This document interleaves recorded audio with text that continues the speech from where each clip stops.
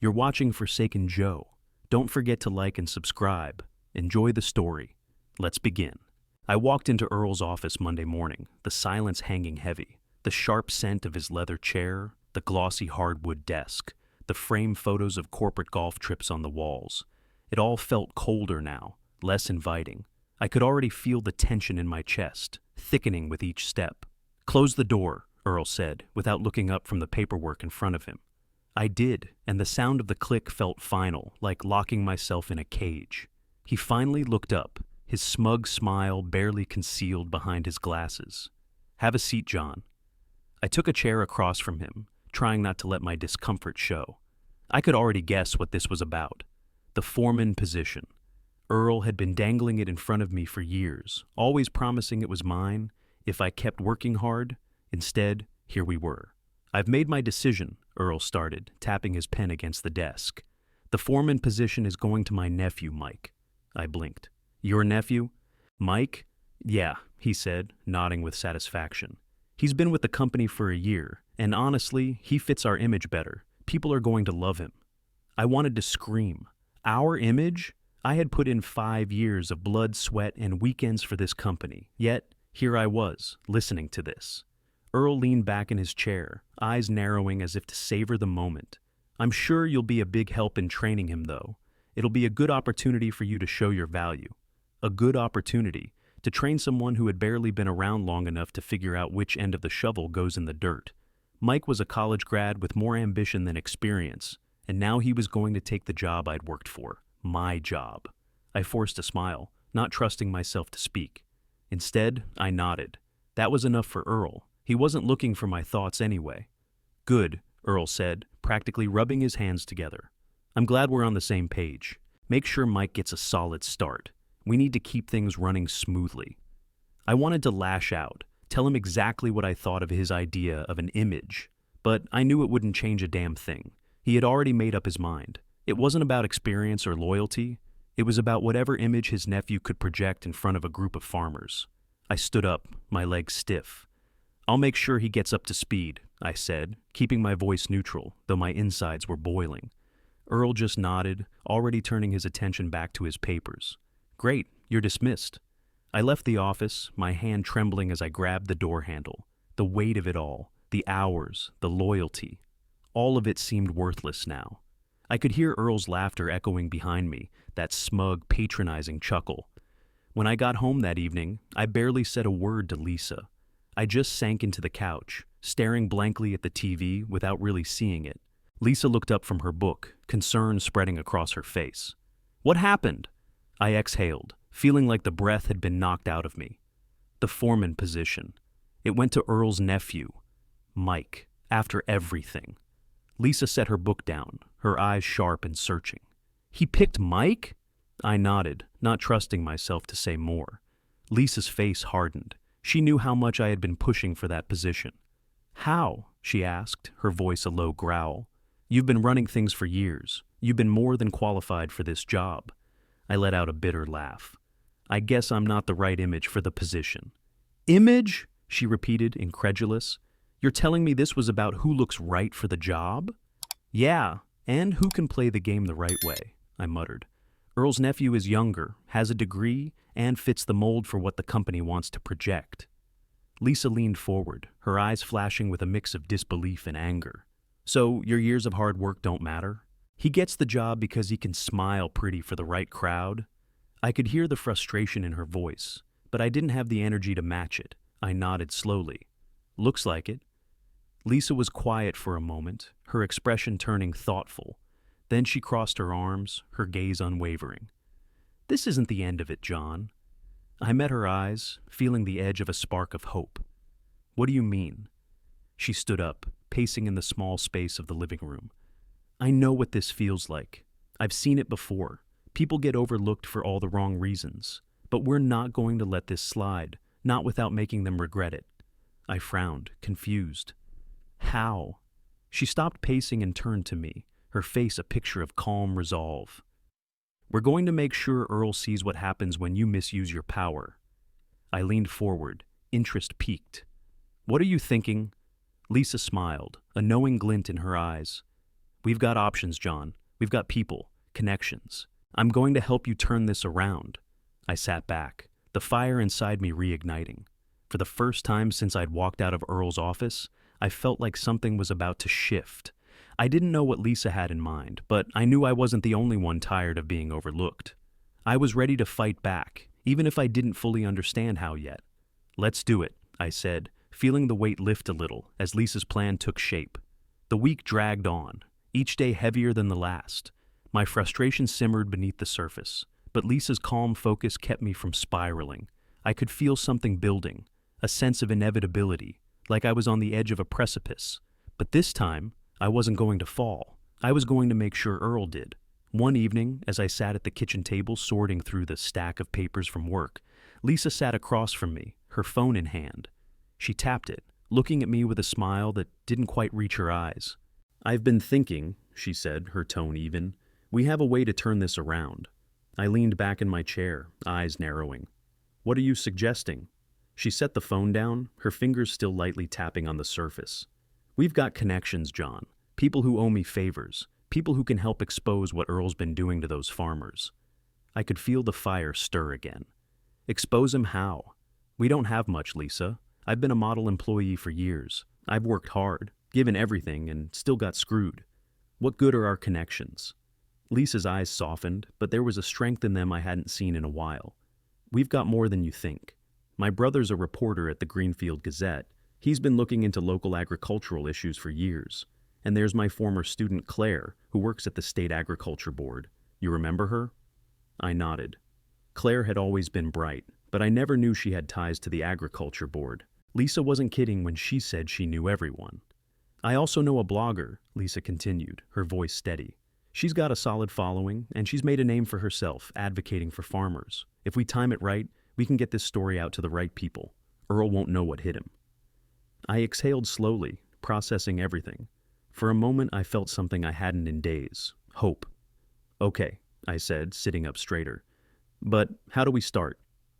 Lisa's face broke into a grin. "We'll gather the public records first. It's all there, John. Morton Ag's shady grain storage fees, the absurd equipment financing deals that are bleeding these farmers dry. We'll put everything together, and once we have it, we'll work out the timing." "And then what?" She raised an eyebrow, leaning forward. "We make sure the world knows what he's really been doing behind that smug smile of his. We won't let him get away with it." For the first time since I'd walked out of Earl's office, I felt like I was back in control.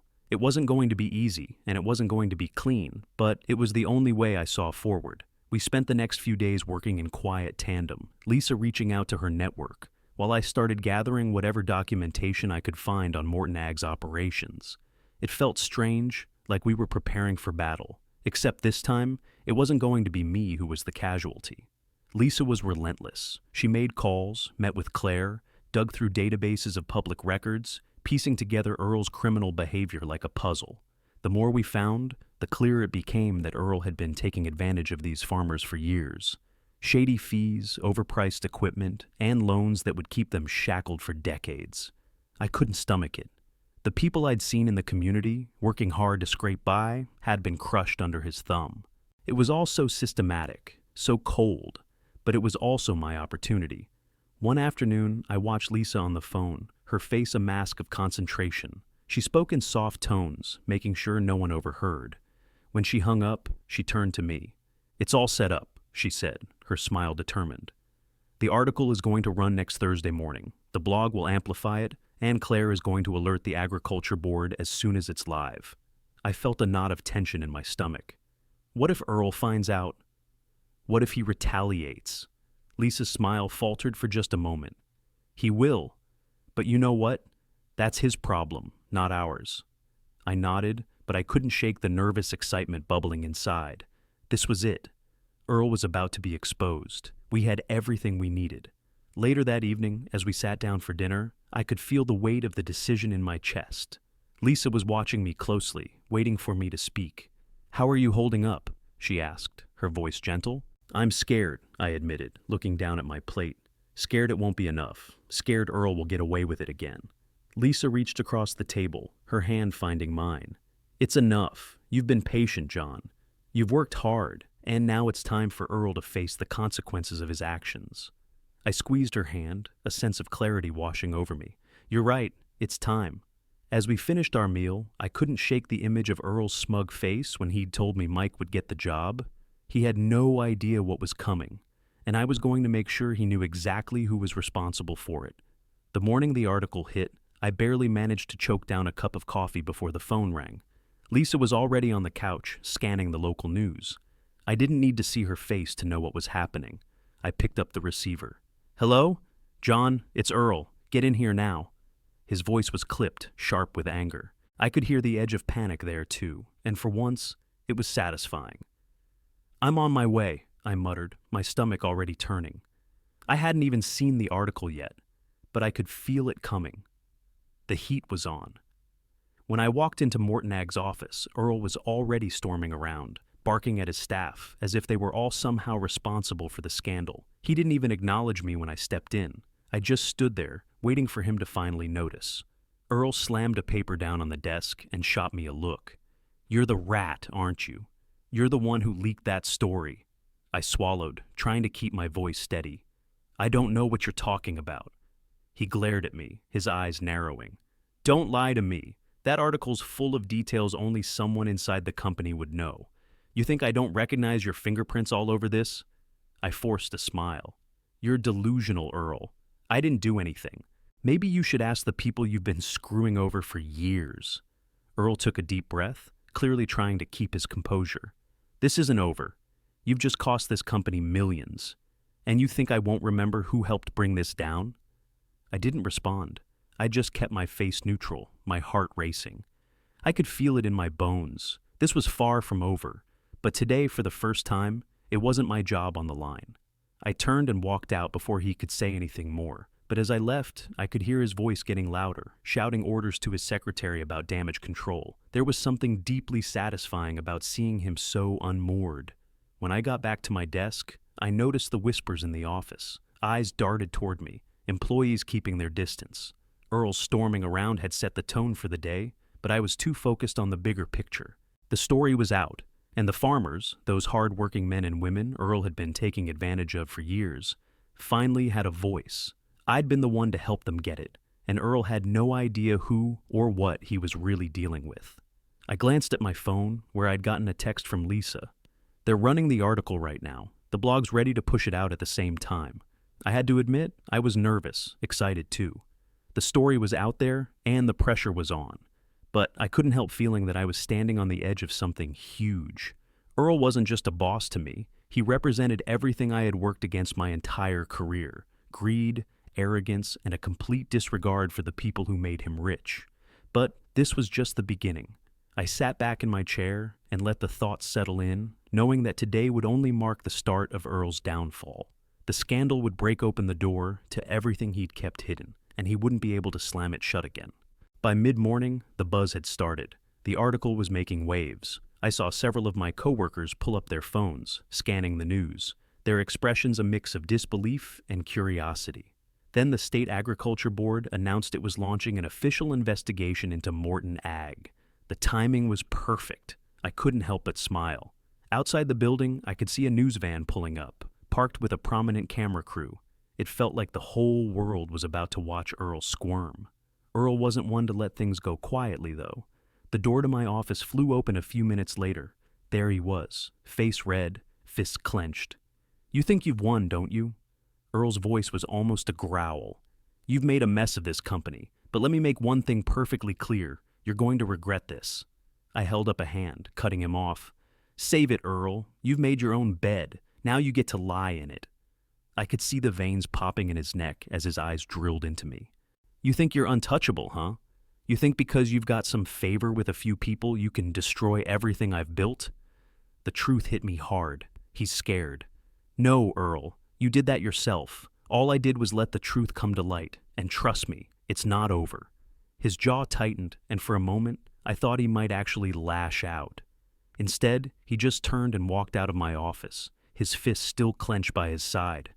I sat there for a long minute, the adrenaline still buzzing in my system. Earl's anger had been palpable, but the fear, that was new. Outside, I could see the reporters setting up. The murmurs in the office grew louder. It wasn't long before people were glancing over at me with a mix of awe and uncertainty. I wasn't sure whether to feel proud or terrified, but one thing was certain. I'd just set in motion something far bigger than I could have imagined. And Earl? He was about to find out what real accountability looked like. The following day, Earl was nowhere to be found. I expected him to storm in, fuming, demanding answers, but the office was eerily quiet. The whispers started to circulate around the building. Has anyone seen Earl? Where did he go? By noon, the announcement came over the intercom. Earl Morton was placed on administrative leave during the investigation. The board had made their decision, though nobody seemed too clear on what it meant yet. It was a small victory, but it felt strange, like a temporary break before the real chaos began. The afternoon dragged. I sat at my desk, distracted, my mind racing with what had happened and what was coming. I didn't know how the investigation would unfold, but I could already feel the weight lifting.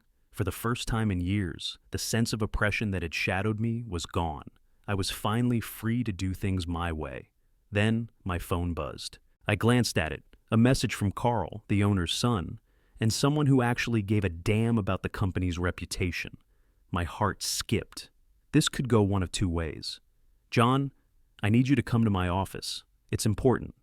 I stood up without thinking, heading to Carl's office. He was a younger guy, around my age, who had taken over more of the day-to-day operations after his father stepped back from the business. He wasn't like Earl, wasn't tainted by years of greed and arrogance. The conversation ahead of me felt like it could be a game changer. I knocked and entered without waiting for a response. Carl looked up from his desk, his face calm but serious. "Sit down, John," he said, motioning to the chair across from him. "I need to talk to you." I did, not knowing where this was going. The air between us felt charged, like we were about to negotiate a deal neither of us had expected. Carl clasped his hands on the desk. "I'm sure you've heard about Earl," he said. "I've been reading through the reports from the board, and I'm not going to lie. They're not pretty. But I'm not here to talk about that." I raised an eyebrow. "Then what?" "I've been looking into our operation. All of it. The stuff Earl didn't care to fix," Carl said, his tone a bit sharper now. "And I think we can make things right. We're going to need leadership for that. You've been with the company long enough, John. You know how things should work." I blinked, unsure of where this was headed. Was this an offer? "I want you to take over for the foreman position, temporarily. Focus on fixing the things Earl ignored. Fair pricing, making sure the farmers trust us again." Carl's eyes met mine, steady and searching. "We need someone who actually cares about the company's future, and not just his paycheck." I couldn't believe what I was hearing. My head spun for a moment. Earl's departure, the investigation, and now this. "Are you serious?" I asked. "You want me to do this? After everything?" Carl leaned forward. "Yes. The board will probably be distracted for a while with the investigation, and we need someone who understands both the farmers and the business. You're the guy who knows how to get things done without cutting corners." He paused, letting it sink in. "You've got my vote, and I'll make sure the board knows I stand behind you." I sat there, stunned for a few seconds. It felt surreal, like I was floating through a dream. Was this the same company where Earl had dictated everything? Where I'd watched my career slip by, one overlooked opportunity after another? Now, Carl was offering me the chance to lead. "You'll have my support, John. You've earned it." His voice was quiet but firm. I stared at him, trying to process it all. It was a hell of a moment, a hell of an offer. A chance to prove to everyone, especially Earl, that I was more than just the guy who followed orders. I finally nodded. "Okay, I'll do it." Carl's smile was small but genuine. "Good. Let's get to work then." The rest of the day went by in a blur. I started going over the files Earl had ignored, the ones I had hoped to tackle myself but was always sidelined from. There was a sense of relief in knowing that I had the authority to make real changes, to bring back the integrity that had been missing for so long. The work ahead of me would be tough, but it felt like I was finally on the right side of it. That night, when I got home, I told Lisa the news. Her eyes lit up. "You're in charge now?" she asked, leaning against the kitchen counter. Her voice held a mix of pride and excitement. "I guess so," I said, still in disbelief.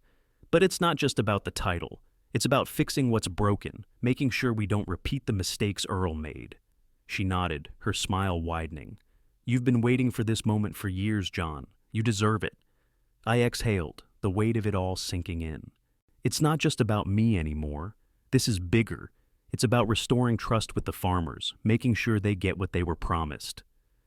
Lisa came over and placed a hand on my shoulder. You're going to make things right, John. I know it. For the first time in a long while, I felt like I was actually moving forward. The promotion was a step, but the real work had just begun. The next day, I couldn't shake the unease that had settled in. I hadn't expected things to escalate this quickly, but now that the investigation into Earl was moving forward, I couldn't relax. We had one shot at this, and the more I thought about it, the more I realized how high the stakes were. Earl was a powerful man, with a lot to lose, and even though he was on administrative leave, I knew he wouldn't just lie down and take it. That afternoon, as I was reviewing some paperwork for the upcoming board meeting, my phone buzzed. Lisa's name flashed across the screen. I answered it quickly. John, we need to talk. Her voice was tight, the kind of urgency that made my chest tighten. What's wrong? I just got off the phone with Maggie. I sat up straighter. Maggie was Earl's wife, but lately she'd been acting as an unexpected ally. What's going on? She wants to meet, Lisa said, her voice lower now, the tension clear. She's got something big. I think she's ready to help. I rubbed my forehead, feeling the weight of the situation grow heavier. Help with what exactly? Lisa paused. She has proof, John.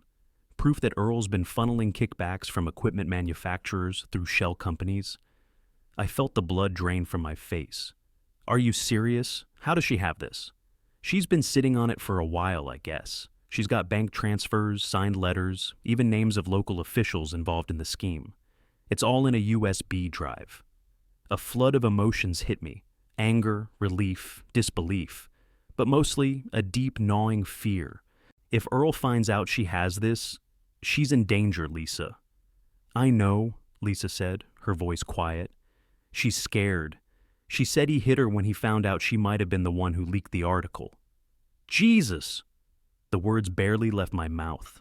I couldn't imagine what Maggie was going through, but I couldn't back down now. We need to meet her. We can't wait, Lisa agreed. I'll text her. She wants to meet somewhere outside town, a diner. We'll figure this out from there. I sat there for a moment, processing everything. Maggie wasn't just risking her marriage by helping us. She was risking her safety, and I didn't know if I was prepared for what would come next. But one thing was clear. This was bigger than I thought. If we had the evidence Maggie was holding, Earl wouldn't be able to squirm his way out of this one. The diner was small, tucked off the main road, the kind of place that never seemed to change. We sat in a corner booth, watching the door, waiting for Maggie. The soft hum of the neon lights above us did little to calm my nerves. When Maggie finally walked in, she looked different, tired, worn, like a woman who had been carrying a heavy weight for far too long. She glanced around the diner, her eyes landing on us before she made her way over. Thanks for meeting me here, she said quietly, sitting down across from us. She didn't smile, just immediately reached into her purse and pulled out the small USB drive. She slid it across the table toward us, and I couldn't help but feel the gravity of the moment. This was it. Everything we needed to bring Earl down was in that little device. I don't know how much longer I can keep this, Maggie said, her voice low. He's getting suspicious and he's becoming more violent. I'm scared, John. If he finds out I have this... I reached across the table, placing a hand on hers. You've done the right thing, Maggie. You're helping us stop him. We won't let him hurt you. She nodded, but there was a tremor in her hand as she pulled it away. I just want this to end. I want him to face the consequences for what he's done to all those farmers. And to me. Lisa leaned forward, her voice calm but firm. We'll get the information to the right people. We'll make sure this doesn't fall through the cracks. You're not alone in this, Maggie. Maggie met her eyes for the first time, a flicker of gratitude in her expression. Thank you. I couldn't take it anymore. We stayed in the diner for another hour, going over the files Maggie had handed over. The evidence was damning. There were emails, contracts, and financial statements that outlined the full scope of the corruption Earl had been running for years. As I reviewed the documents, my stomach turned. The amount of money he'd siphoned from struggling farmers was staggering. Lisa glanced over at me, her eyes steely. He's going to pay for this. All of it. We've got him now, John. I nodded, but the weight of it all was starting to sink in. This wasn't just about taking Earl down. It was about doing right by the people he'd hurt, the farmers who had trusted him, the community that had been bled dry by his greed. We need to move fast, I said, my voice tight. We get this to the authorities, and we make sure it gets to the right people, people who can't be bought. Maggie swallowed hard, clearly terrified, but resolute. I'll send this to my lawyer. He's been looking into this kind of thing for years. He's got connections to the state's attorney's office. We need them to investigate the kickbacks. It's all linked, John. I stood up, my decision made. Let's get it to him tonight. We don't waste any more time. Maggie stood with us, her eyes flickering between Lisa and me.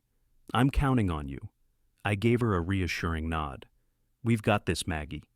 As we left the diner, I could feel the tension crackling in the air. The pieces were in place, and Earl's empire was about to come crashing down. I didn't know how long it would take or how hard it would be, but one thing was for sure. Earl Morton's time was running out. I didn't expect the knock that night. The whole day had been a blur, really. After meeting with Maggie and getting the files, I thought things would settle down for at least a little while, but I hadn't realized how quickly things were escalating. Lisa and I were sitting in the living room, flipping through the files Maggie had given us. The numbers were mind-boggling. Morton's schemes were more extensive than I'd imagined. The amounts involved were obscene. I felt sick to my stomach, knowing that Earl had been doing this for so long. Then, my phone buzzed with a text. "We know it was you. Destroy the drive." My blood ran cold. The warning felt too specific to be a coincidence. I looked over at Lisa, her face pale as she read the message too. I stood up quickly. "We need to move the drive. Now." Lisa nodded, her expression hardening. She grabbed the USB stick from the table, and we both rushed to the safe we kept in the closet. I had never felt so urgent in my life. Every second counted. Just as Lisa was about to lock the drive away, we heard it. The unmistakable sound of glass shattering downstairs. I froze. Lisa turned to me, panic flooding her eyes. What the hell was that? Before I could answer, the sound of footsteps thudding up the stairs hit us. Two masked figures burst through our bedroom door. Their eyes were wild with intent, their bodies tense with aggression. "Where is it?" one of them snarled, lunging toward the bed. I stepped between them and Lisa, instinctively protective, though my heart was hammering in my chest. "You're wasting your time," I said, trying to keep my voice steady. "I don't have it." "Don't lie," the second man snapped, and I could see the glint of a weapon under his jacket. Lisa was frozen, but I could see the fear in her eyes. I had to buy us time. "Please," I said, keeping my tone as calm as possible. "You're not getting anything from us." The first man stepped forward, pushing me back with force. "We know you have it. The drive, I couldn't risk them getting their hands on it." "Get out!" I growled. But just as the tension reached a breaking point, the door flew open with a force that shook the walls. The masked men turned, confused, as the sound of boots pounding against the floor filled the room. Then, like a storm tearing through the quiet, a team of state police SWAT officers flooded into the room, their guns aimed and their movements precise. "Get down!" the lead officer shouted. The two intruders didn't even have a chance to react. They were slammed to the ground, their arms twisted behind their backs before they could even pull a weapon. Lisa and I stood frozen in shock, watching as the SWAT team cuffed the men. One of the officers turned to me, his face grim. "We've been watching Earl for a while. We received the drive this morning. Good thing you kept it safe." I nodded, still trying to process everything. "How long have you been following him?" "For months," the officer said. "Ever since we got a tip about his business practices. When the drive came in, we knew it was time to make a move. Earl's been on our radar for a long time." I looked down at the two men being hauled away. My heart was still racing. "They came here for it." "I know," the officer said. "We've been tracking Earl's connections, but we needed something concrete. This is it." As they hauled the masked men out of the room, I realized that the worst was over, but the danger wasn't. Earl wasn't just going to go down quietly. "Are you okay?" Lisa asked, her voice shaky. "Yeah," I said, breathing deeply. "We're okay." She took my hand, but I could see the weight of the situation still hanging over us. This was far from over. The officers left, taking the two men with them, but I knew they would be back. The investigation was just beginning. Once the house was quiet again, Lisa and I sat down, both of us still trying to digest everything that had happened in the past few hours. I couldn't help but think of Maggie and how much danger she'd been in, how much danger we were still in. "I can't believe it's happening this fast," Lisa said, her voice barely above a whisper. "Earl's going to lose everything." I nodded slowly. "He deserves it. But the fallout? It's not over yet." Lisa squeezed my hand tighter. "You did the right thing, John. We both did." I smiled, but it felt hollow. "We've got to stay ahead of him. He'll retaliate. He's not just going to walk away." Lisa nodded, her gaze firm. "We're ready for whatever comes next." I knew then that we were. Whatever came next, we would face it together. By the time we got home that night, the adrenaline had worn off, leaving behind the heavy, bitter taste of everything that had just happened. I wasn't sure what I was expecting. Maybe some sort of closure, a sense of victory. But all I felt was exhaustion. It wasn't over, not by a long shot. Lisa and I sat in silence for a while, both of us on edge. She kept glancing at me, trying to read my face, but I didn't know what to say. Earl wasn't going to take this lying down. He had power, connections, and an ego that wouldn't let him crumble quietly. "So what now?" she asked softly, breaking the silence. I stared at the floor for a moment, gathering my thoughts. "Now we wait. The ball's in Earl's court, but this isn't over." "Earl won't go down easy," Lisa said. She didn't need to say more. We both knew the type of person Earl was. He'd fight back, and that meant more danger. I rubbed my face, the weight of it sinking deeper. He's got too much to lose. He'll try to find a way to manipulate the system again. But I'm not letting that happen. Lisa nodded. "He doesn't have the same control anymore. You're in charge now, John. The next step is making sure we stay ahead of him." I leaned back, letting the idea sink in. Lisa was right. For the first time in years, I had real power, but I couldn't afford to let it go to my head. If we didn't act quickly, everything I had fought for would be at risk. The next morning, as I sat in the office, I was still processing what had happened. Morton Ag was in chaos, and Earl's disappearance had left a power vacuum. I expected calls, complaints, confusion.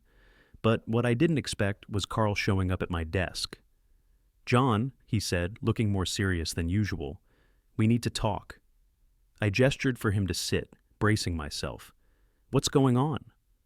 Carl shifted uncomfortably in his chair, his eyes scanning the office, as if to make sure no one was listening. "Earl's been arrested, but his influence hasn't disappeared. I'm getting calls from the board, the suppliers, even from some of the farmers who've been working with us for years. Everyone's looking for answers." I raised an eyebrow. "And what are you going to tell them?" Carl leaned forward, his hands clasped tightly in front of him. "I'm asking you to take charge, John.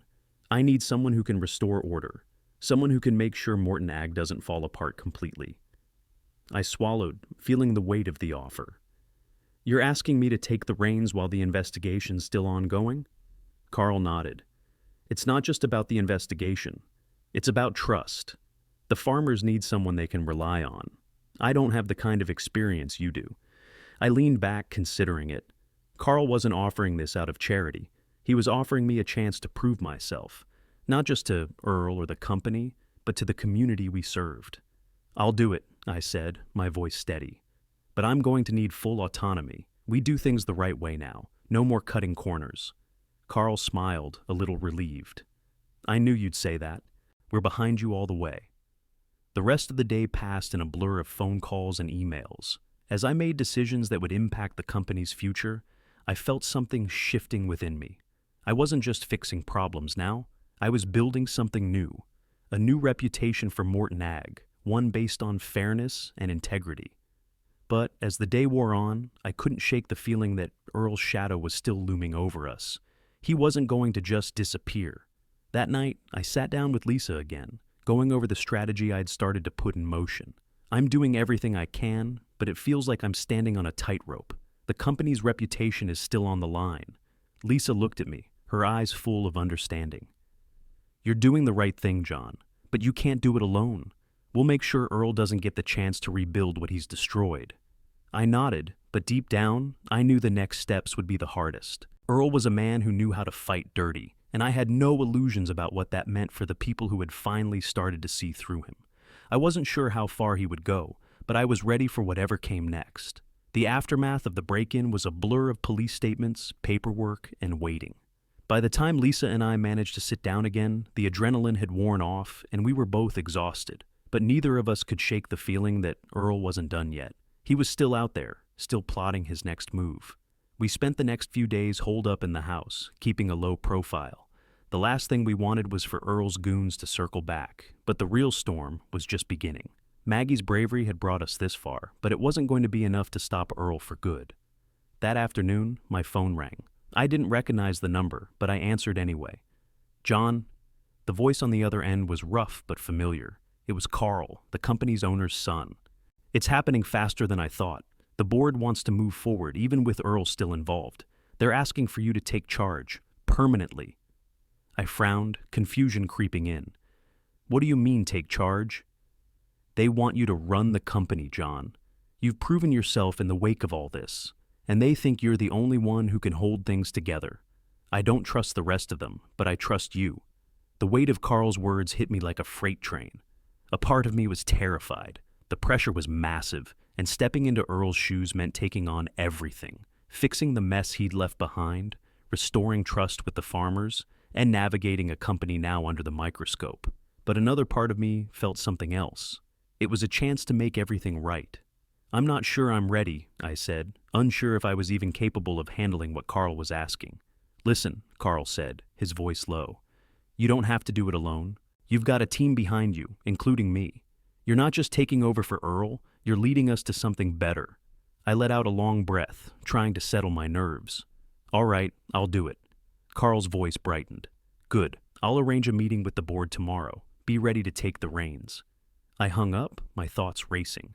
This wasn't just about the promotion anymore. This was my opportunity to shape the future of the company and stop Earl from leaving behind a legacy of corruption. I couldn't back down. The next day I walked into the boardroom, feeling the weight of the decision settling in. The room was quiet, tense, as if everyone was waiting to see what I would do. Carl sat at the head of the table, his expression firm but supportive. I took a deep breath and spoke. "I'm taking the position permanently," I said, my voice steady, though my pulse was racing. "But we do things differently from here on out. No more secrets, no more unethical practices. We're going to rebuild Morton Ag, starting with fairness and transparency." There was a murmur of agreement around the table. No one spoke out, but the tension seemed to ease. For the first time, I wasn't just another cog in the wheel, I was steering the ship. Over the next few weeks, I began implementing changes. I focused on restoring trust with the farmers, starting with pricing that reflected the market and didn't exploit them. I worked with Carl to clear up the records, ensuring that Morton Ag's dealings were above board. We didn't stop at just the farmers. We worked on our relationships with employees, making sure they felt valued and heard. But as the investigation into Earl's corruption expanded, the pressure kept building. The board was now under scrutiny, the local authorities were digging deeper, and more farmers came forward with their stories. The weight of it was almost suffocating at times, but I didn't back down. Then, one evening, about 6 months later, I got a call that I didn't expect. "John, it's Carl," he said, his voice tight. "We need you to come to the courthouse. The grand jury's about to hear your testimony." I felt the blood rush to my face. The thought of standing before the jury, laying everything out, made my stomach churn. But there was no turning back. Lisa drove me to the courthouse, her presence calming me. We sat in silence in the car, the weight of the moment heavy on us both. When we arrived, I walked into the courtroom and took my seat, the reality of what was happening setting in. The grand jury heard testimony for hours that day, but I couldn't shake the image of Earl in the back of my mind. The years of manipulation, the lies, the abuse of power. It was all about to come to a head. The courtroom was tense, the air thick with the weight of what Earl had done. When my time came, I stood and walked to the stand, every eye on me. I gave my testimony, speaking the truth about Earl's actions, about the ways he'd used Morton Ag to hurt people. The truth came pouring out of me, and I felt the burden lighten, if only a little. By the end of the trial, the weight of the evidence was undeniable. Earl was sentenced to 15 years, his assets seized, and restitution paid to the farmers who had been wronged. It wasn't just a victory for me, it was a victory for everyone who had been taken advantage of. Afterward, Carl approached me with a new offer. "I've been thinking," he said, a proud smile on his face. "We need someone who can help keep this industry on track, someone who can make sure things like this never happen again. What do you think about a state-level position, overseeing rural commerce ethics?" I took a deep breath, considering the offer. The responsibility would be enormous, but I knew it was a step I couldn't ignore. "Let's do it," I said. And just like that, my life had changed forever. But it wasn't just the promotion that mattered. It was the fact that I had stood up for what was right and made sure the people who'd been hurt by Earl finally got the justice they deserved. 6 months later, Lisa and I spoke at her school's career day. As we shared our story, I realized how far we'd come. The battle wasn't just about punishing the guilty, it was about shaping a better future for me, for Lisa, and for the community. As we left the school that day, Lisa turned to me. "You know, I think Earl's son might have learned a thing or two from you." I nodded, smiling. "Maybe, but that's his journey to make." We laughed. That's when I realized true justice wasn't just about putting people behind bars. It was about changing the system, and I was going to keep doing that. 2 years had passed since Earl's arrest, but I could still feel the tension in my chest every time his name came up. The weight of what had happened, the way everything had unraveled, hadn't quite gone away. But things were different now, better even. I was sitting at the kitchen table, the steady click of Lisa's phone tapping on the other side of the room, when the news flashed across the screen. Earl Morton. Again. "John," Lisa called, her voice low, and I turned to find her watching the television with a smirk. "Guess who's back in the news?" I sat up, narrowing my eyes. "He's still fighting, isn't he?" Lisa shook her head, and for a second her expression softened. "Not exactly. He's back in shackles." The report showed Earl being escorted by police into the courthouse, his face as red and angry as ever, his hands cuffed behind his back. There were new charges, this time for hidden assets. The camera zoomed in on his face, and despite the handcuffs, there was still that smug, defiant look in his eyes. "They found more of his money," Lisa said, leaning closer to me. "He thought he'd gotten away with it, but I guess not." I exhaled sharply. This isn't over for him. He's too stubborn to let it go. "Doesn't matter," Lisa said. "They're charging him again, for everything he tried to hide." The news anchor confirmed that Earl had been trying to move money out of the country, hiding it in shell accounts and under false names. But this time, there would be no escape. The authorities had found it all, and this time, they were making sure he wouldn't wiggle his way out. They were adding another 10 years to his sentence. For a moment, I felt a wave of satisfaction rush through me. Earl had spent his life thinking he was untouchable, but it had all caught up to him. The arrogance, the manipulation, it all came crashing down. Lisa caught my eye, and for a split second, I saw something in her face that mirrored what I was feeling. Justice. I grabbed my phone and called her, just for the hell of it. She picked up on the first ring. "Hey," I said, laughing. "Did you see this?" "I did," she answered, her voice full of amusement. "You know, it feels almost too good to watch this happen." "Yeah, it's like the final chapter of a terrible book. The one we didn't get to write, but it still ends the way it should." Lisa laughed softly. "Yeah, I guess you could say that." I leaned back in my chair, feeling the relief settle in. The man who had tried to ruin everything, my job, my future, the farmers I'd fought for, was finally getting what he deserved, and it felt like the world was starting to balance out again. It felt like a victory. Later that evening, Lisa and I sat down to dinner, the kind of quiet meal where everything felt normal. And yet, as I chewed through the meal, I couldn't help but reflect on how far we'd come. It had all started with a condescending remark at the county fair, one that had cost me the promotion I'd worked for. But it had sparked something bigger. Lisa broke the silence, her fork halfway to her mouth. "You know, Earl's son came up to me at that charity dinner last week." I looked up, a little surprised. "Really? What did he want?" She smiled faintly, her eyes focused on her plate. "He apologized." I blinked, not sure if I'd heard her correctly. "Apologized? For what?" "Everything. For his father's actions. For everything they did to us. He said he wanted to do better, that he'd been inspired by my work." She shrugged, almost dismissively. I stared at her, still processing. "And what did you say?" Lisa met my gaze, her smile turning into something more genuine. "I told him that's the sweetest revenge of all." I chuckled softly, shaking my head.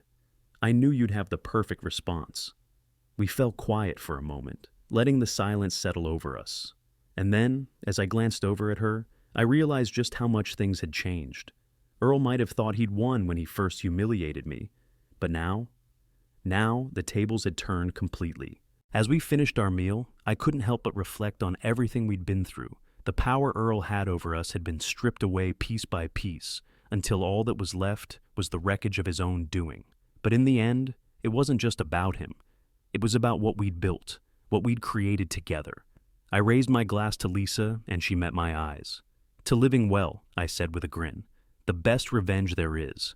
Lisa smiled, a softness in her expression. "To living well."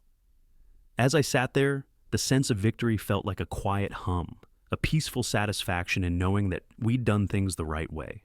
True justice wasn't just about punishing the guilty, it was about building a better future for ourselves, for the community, for everyone who had been hurt along the way.